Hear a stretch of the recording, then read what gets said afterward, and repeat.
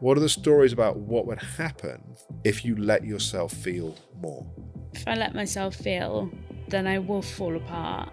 The vast majority of the suffering that we have in life is not the feelings, it's all the things that we do to not feel the feelings.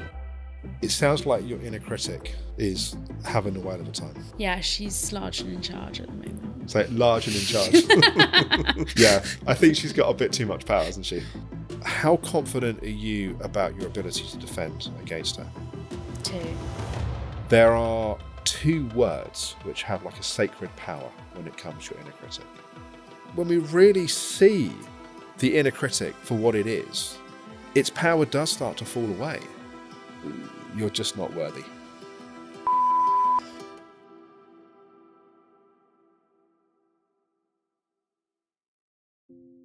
Hi, I'm Alex Howard, a therapist with over 20 years experience working with clients. Welcome to In Therapy, a series where each season we follow one person through their therapeutic journey. Every episode explores a unique theme with practical insights to make the lessons relatable to your own life.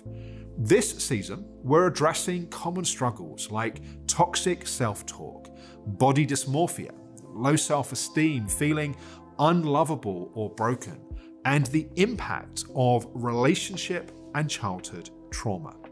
My goal is for you to pick up tools and insights that can help transform your own life. In today's episode, we are revisiting the inner critic, the toxic voice in your head that judges and undermines you. This time, I'll be teaching Belle a powerful technique to begin to create some distance from it. New episodes of In Therapy drop weekly, so be sure to subscribe to stay updated. Since our last session, Belle has been trying to connect more deeply with her emotions. She feels that if she fully allows herself to feel, she'll fall apart. The real suffering, though, often comes from rejecting how we truly feel. And that's where today's session picks up. Our mind has all kinds of stories and narratives of what it thinks is going to happen when we start to feel. If I feel my feelings, I'm going to fall apart. If I let myself cry, I'm never going to stop. If I tell this person how I feel, they're going to judge me and reject me. So all the stories that we have get in the way of actually just feeling. Yeah. So what are the stories? What are the stories about what would happen if you let yourself feel more?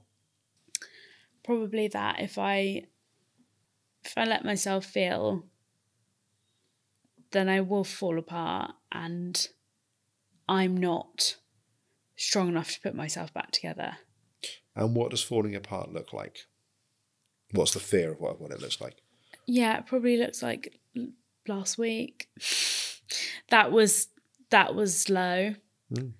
That felt like I'm at the end of whatever road this, my head is so trapped. Yeah. So that at a dead end, I just could see no way out of it. Yeah. The problem with that dead end is it's like, you can't think your way any further, right? Yeah. But that's not where the change is going to happen anyway. The change is going to happen with doing something that's different. And the belief or the story that if I feel, I'll fall apart and I'll never be able to put myself back together again means that everything stays stuck. It doesn't mean this person doesn't exist, but I haven't yet found someone that when they learned to feel their feelings more, their life didn't get easier. The vast majority of the suffering that we have in life is not the feelings, it's all the things that we do to not feel the feelings. That's where we suffer. Right. It's the anxiety, like the constant mind, like trying to sort of think your way there. Or it's the impact of rejecting yourself to try to appease and keep everyone else happy. It's the inner critic, which is sort of the sergeant major keeping all this stuff in place. Yeah. That's where the suffering is.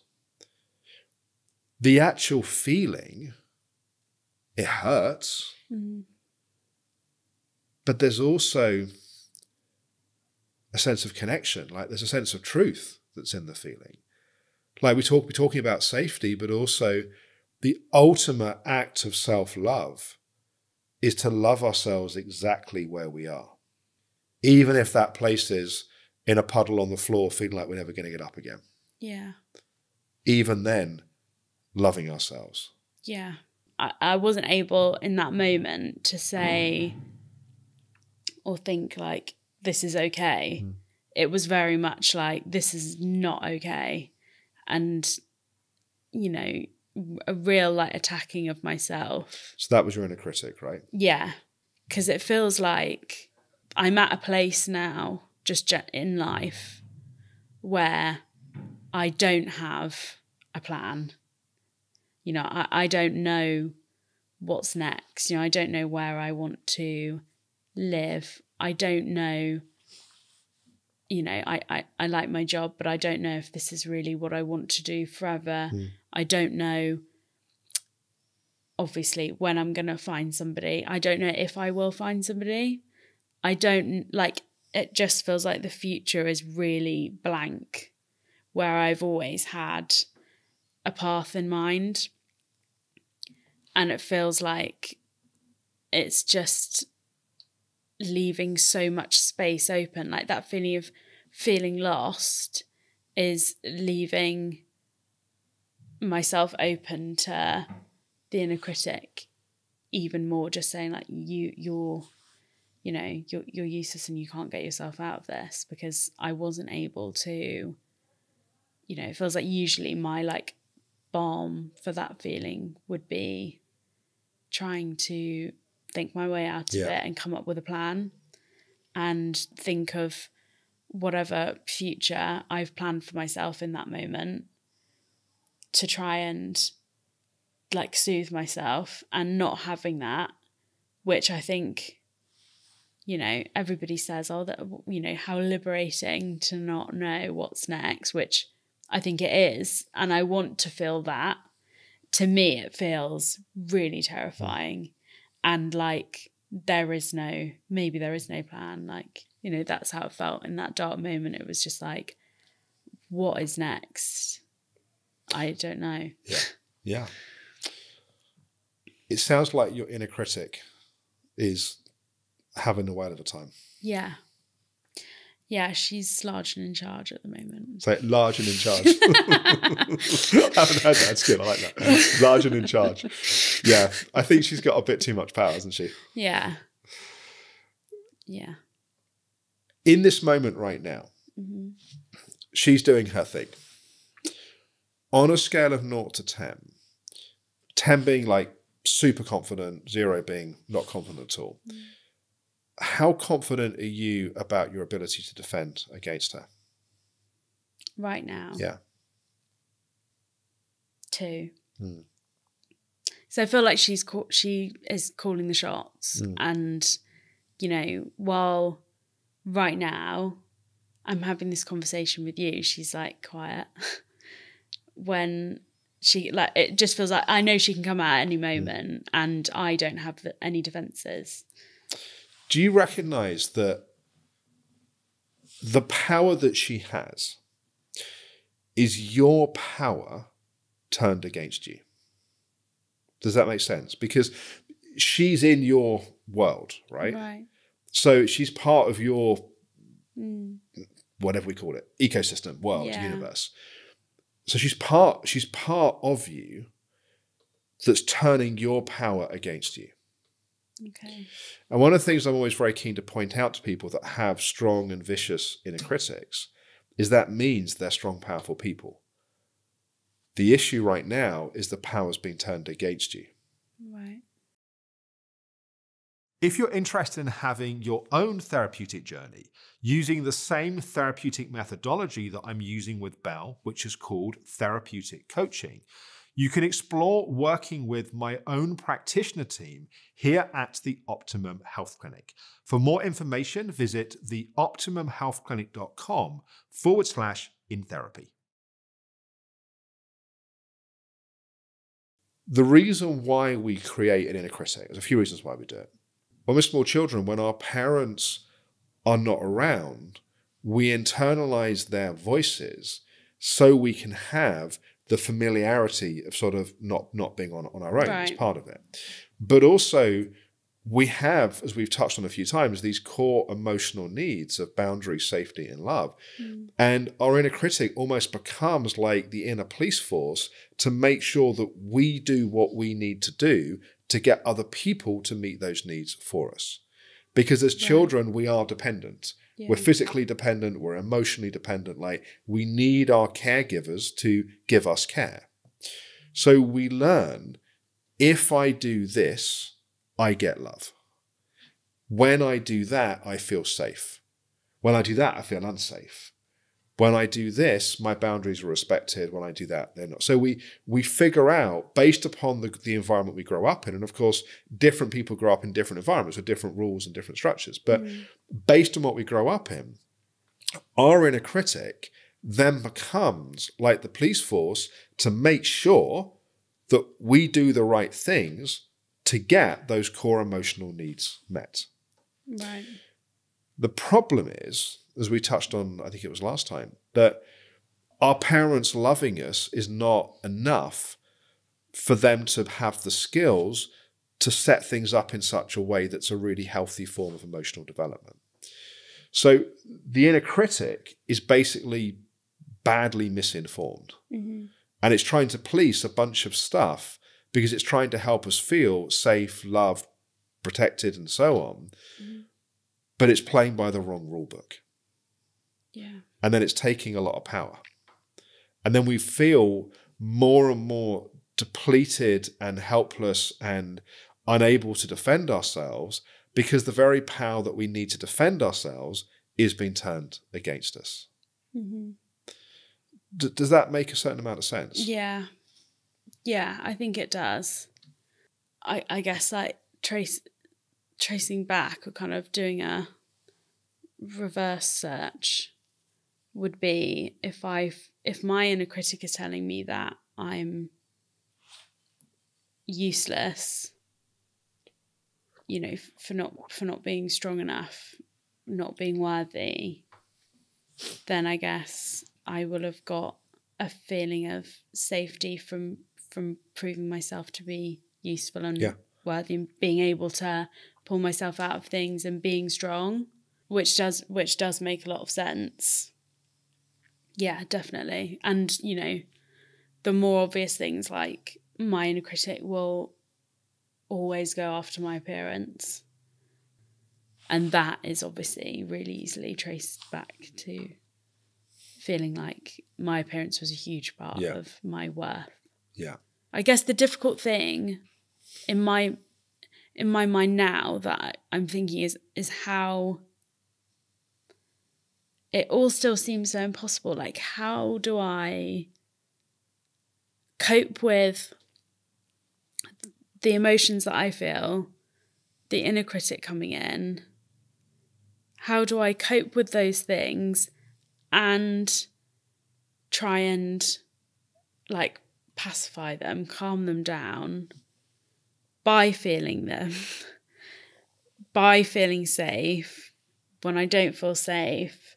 And then how do I love myself at the same time? Yeah. Do you know what I mean? Like Totally. It all just feels, to me, that seems like climbing a mountain. Yeah. Yeah. So we climb a mountain one step at a time. You need to have some tools to defend against your inner critic. Yeah. Like right now, it has just way too much power. And it's like being in a toxic relationship where it's calling the shots and it's in your face and it's telling you what to do. And we need it to back off. Yeah. The thing is, it's your power that it's using against you. Yeah. So what happens is the more that we learn to defend against our inner critic, the more we start to reclaim that power, the easier it becomes to do. You know, it's like someone being in a sort of abusive relationship with someone who's very narcissistic, and they become more and more depleted by the relationship. They think, I don't have what it takes to be on my own, and I can't leave. And then maybe the situation gets so bad, they do leave, and then every week that goes, that they come back to life again. Yeah. You know, it's like there's sort of the blood starts to flow, and sort of the oxygen starts to come in, and the color comes back to their cheeks, and they start to kind of just feel their power. Yeah. Because that power is being sucked away. And that's what your inner critic is doing. It's leaving you thinking and feeling that you don't have what it takes. But you do. You've got to take that power back. I go on to explain to Belle a model that I find very helpful to conceptualize the journey of really transforming our relationship with our inner critic. This model is called the RID model, which stands for 4 steps. Number 1, to recognize that our inner critic is attacking us. The second step is to identify the nature of that attack. What are the things, the words that our inner critic is using? The third step, to defend against the inner critic, to have a way to really give it a boundary and to stand up for ourselves. Then the fourth step is to disengage, to really break that close relationship and take more space and more distance. So as you watch, try to identify these elements for yourself. And if it feels appropriate, share what you discover in the comments. What do you feel in your body when your inner critic is attacking you? Like, what's the warning light that you're being attacked? I feel sad. Yeah, it feels like a kind of, like I'm shrinking away from it. Yeah. It's like a real, like demoralizing feeling, like a kind of, like disappointed in myself. That's the feeling is sad. Yes, there's a sort of sad, this kind of collapse, it sounds like, that happens as well. Collapse, yeah. That would be the word, I think. Yeah. Yeah. So that's the first step. And you can spend, I'm going to give you some homework later to spend more time on this. But the first thing is that you can recognize that there's a sort of collapse, and there's a sense of sort of sadness and sort of deficiency that comes in. The second step, to identify. You've spoken to this already a fair bit. But if you were to sort of name 2 or 3 of the most commonly used attacks, like the things your inner critic says to you, what would they be? It would be that I'm useless, that I'm not worthy of love or happiness, and that the appearance one's probably next. Yeah. But I think that's the most common. So you're not worthy, you're not deserving. Yeah. You don't look like this, or you look like that, or whatever it may be. Yeah. Okay. So then we need to have a way to defend. There's a bunch of different ways to do this. There is one particular way that seems to be particularly effective. There are 2 words which have like a sacred power when it comes to your inner critic. They are fuck and off. Okay. And the reason why they have that sacred power is, of course, your inner critic would say, well, you shouldn't speak to me like that. You shouldn't use those words. What we need is we need to reset the boundaries with your inner critic. Like, it's too much. It's got too much power, and it's too much in your space. And the way to deal with bullies is to reset the boundary. Like, how dare you speak to me that way? Fuck off. Yeah.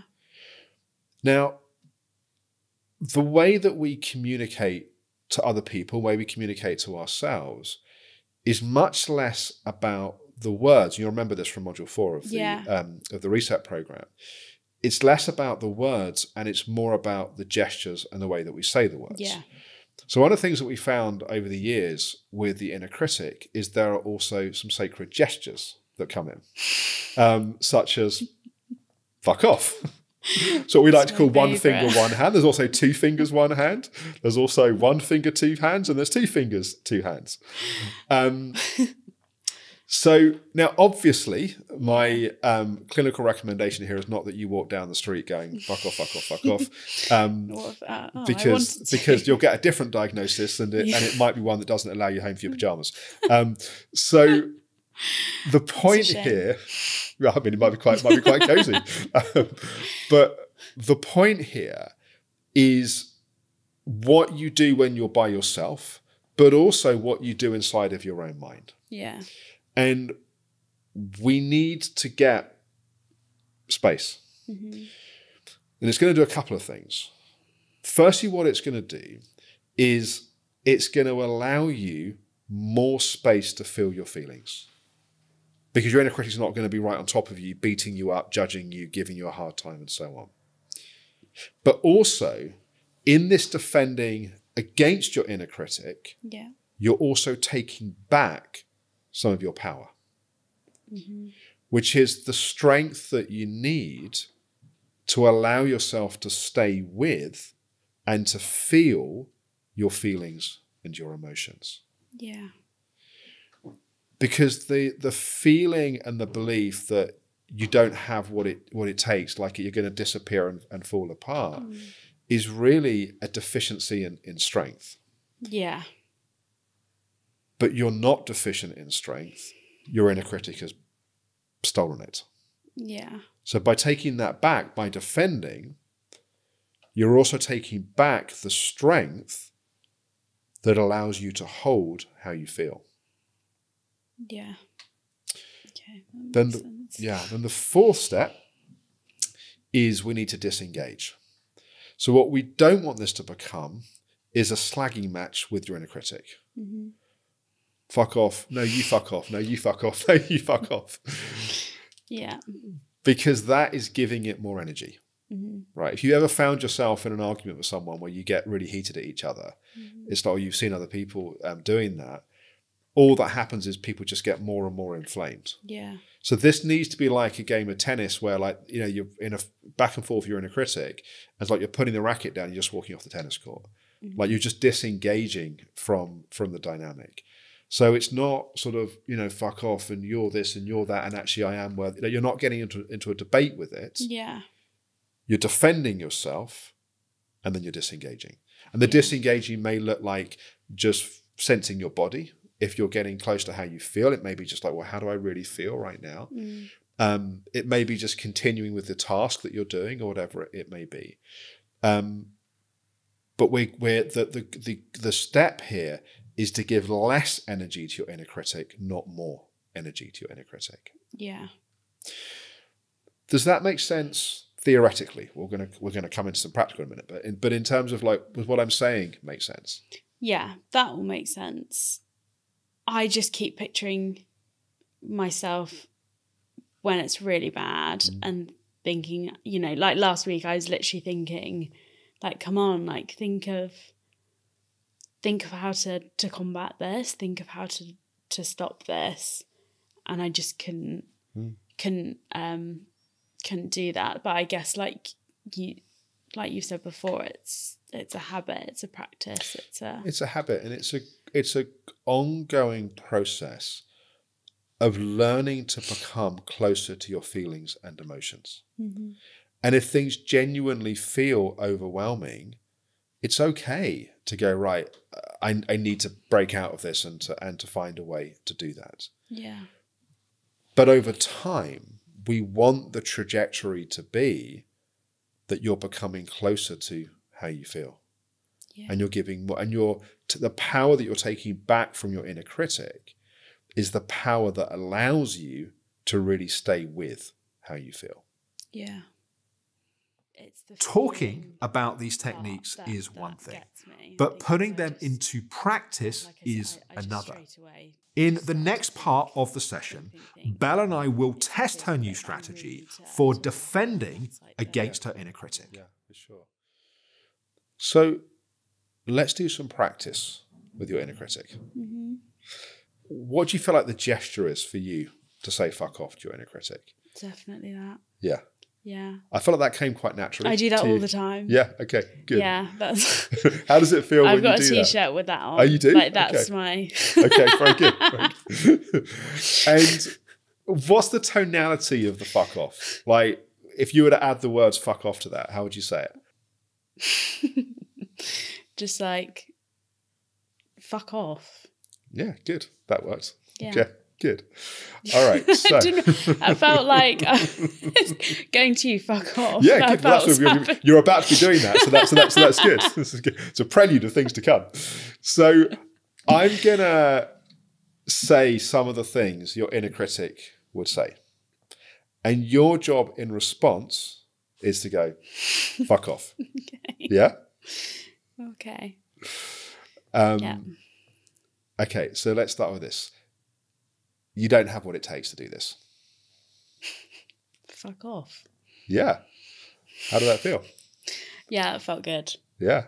Yeah. I mean, secretly, you've been sat here for 4 sessions. Yeah. You probably want to tell me to fuck off quite a few times, right? So finally, you get the opportunity. No, not at all.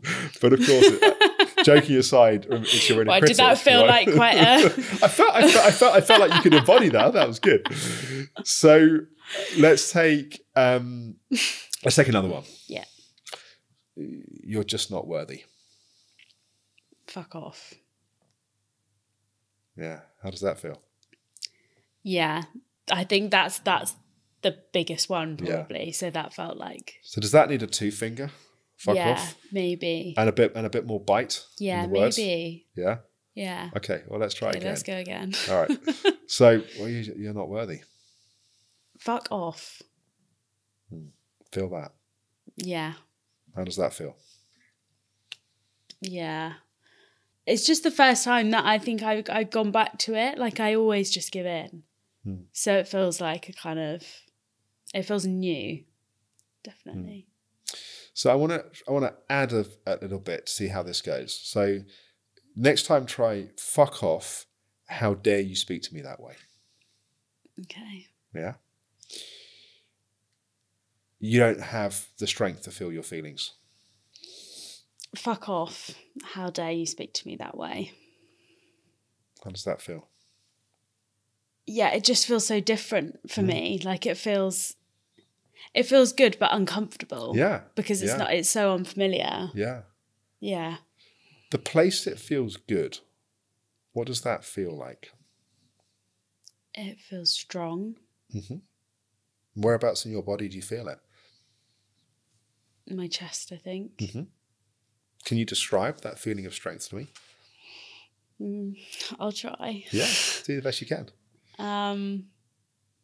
It feels like warm and a bit expansive. It feels like a bit like sparky. Yeah. Yeah. So what happens if you just give that a bit more space? Like you just feel like warm, sparky, like there's some strength that's there.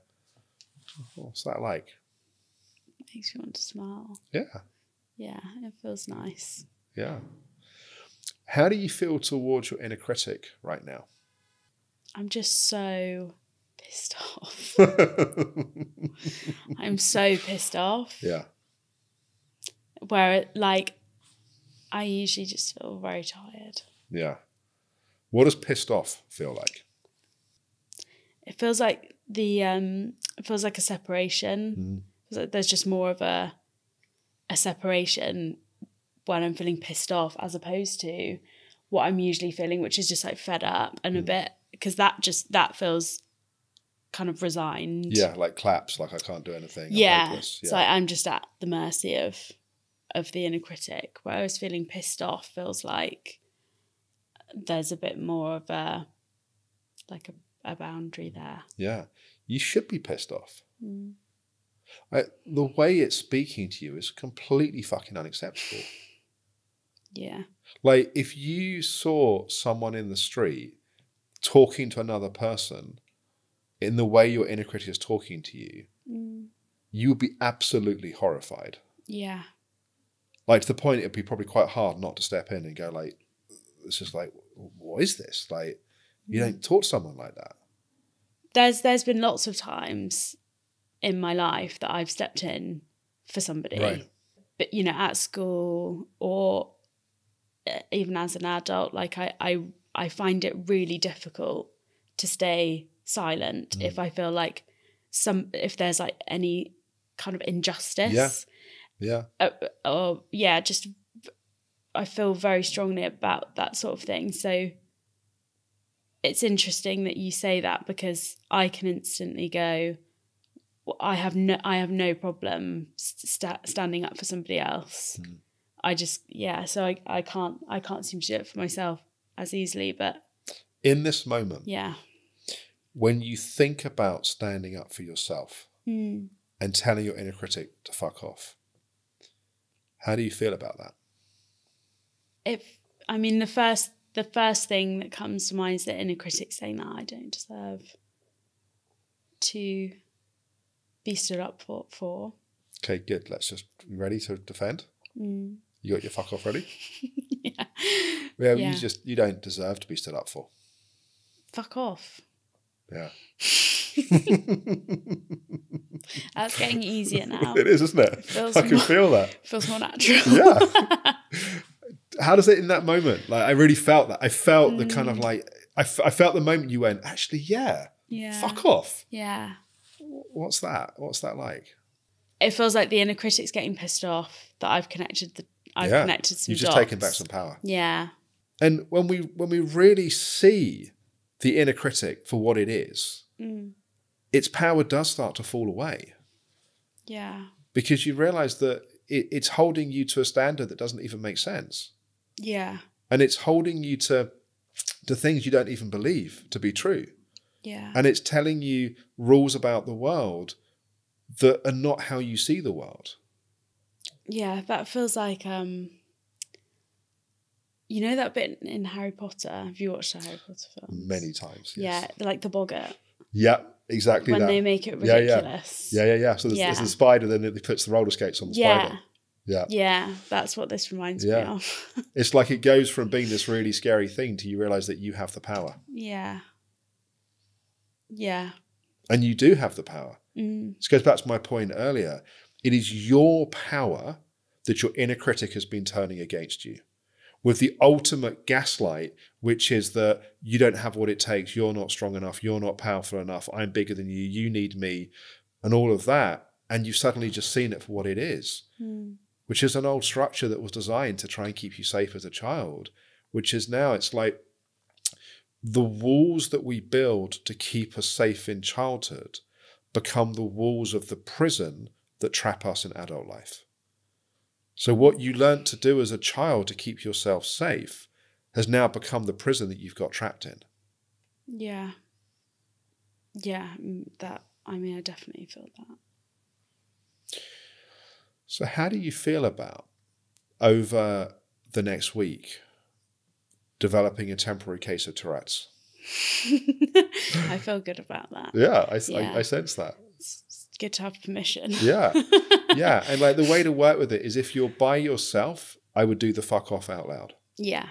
If you're around other people, you can visualize yourself doing it inside of your mind. Yeah. You know, you can say the words and and you can also bring in visualization. Like, if you can imagine seeing your inner critic getting like a baseball bat and just like whacking it. You know, there's lots of ways that you can be creative and you can play with it. Yeah. But the key thing is, you're taking back your power and you're getting it out of your face and out of your space. Yeah. And it feels good. Right? It's like there are some things we do therapeutically where it's like you got to go to hard places and it's just hard. This feels good. Right? Like you're taking back your power. Yeah. And in some moments what that means is you just get to feel your worthiness, and you get to feel you're deserving, and you get to feel your capacity and your power. And in other situations, it actually means that you can really feel your feelings. Like, you can feel the sadness or the loneliness, and you're not judging yourself for it. You're not shaming yourself for it. You're not telling yourself that you're never going to get through it. You're never going to get over it. You're just using the power you've taken back to just hold yourself in that place and just let yourself feel the way that you feel. Yeah. Okay, so it all starts with the inner critic. Yeah, the inner critic, I think, particularly for you, I think is a really important piece of taking back the power. Yeah. And defending and protecting yourself to let yourself feel the way that you feel. Yeah. Okay. Self-worth, like knowing that you deserve and you are worthy, which I know is what is part of the, in a way, it's the real core wound that's happened here. It's something that we cultivate through action. It's not that one day you just wake up and you get the feeling that you're worthy. The sense of self-worth comes from the act of standing up for yourself and advocating for yourself. And the more that you tell your inner critic to fuck off, and the more that you defend yourself, that is the act of self-love and the act of self-worth. The more that you allow yourself to have your feelings and to just love yourself where you are, again, it's the act of self-love, it's the act of self-worth. Yeah. Yeah. I just want to feel it so badly. So, yeah, I feel good about it. I feel good about like going forward with that this week, because that's the ultimate goal for me. That like that's every time that I feel frustrated with myself, it's like that's the goal that I've got my eye on. It's like keep going, because that's what I want to feel. Yeah. What you'll find is it takes some time. Like you'll do it a bunch of times, you'll get some space, and then it'll be a few hours later and it'll be back in. You'll be like, oh, it hasn't worked. It is working. It's just you've got to reset that boundary. And just like in a toxic relationship, you've got to say no enough times that that person starts to adapt to their behavior. Yeah. So it will take some time to reset the dynamic here with your inner critic. But if you're consistent and you work at it, it absolutely will start to shift. I'll do that. Thank you. Good. You're really welcome. All right. I'll see you next week. Thank you.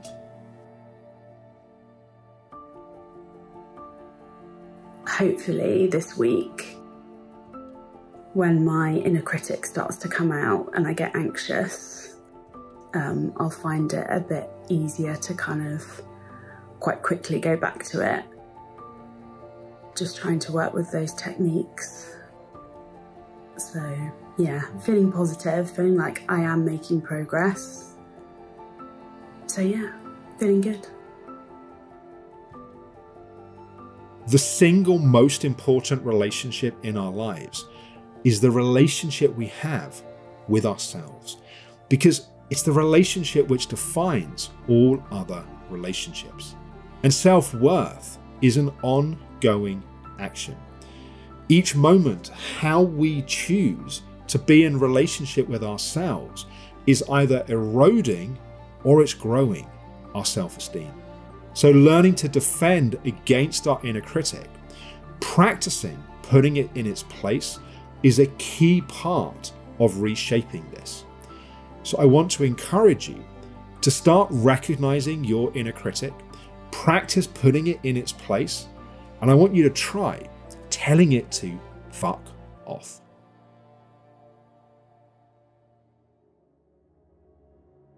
Do you feel like there's a image or body shape or whatever you could get to that your inner critic would actually be satisfied? Oh, if I can just lose X amount of weight, then I'll be happy. It never actually gets us what we're trying to get. It just deepens the hooks of keeping us caught in that place. I really felt like particularly my dad, really felt like I'd let him down when I gained weight. This kind of dynamic with your dad has played a really critical role in how your inner critic's been set up.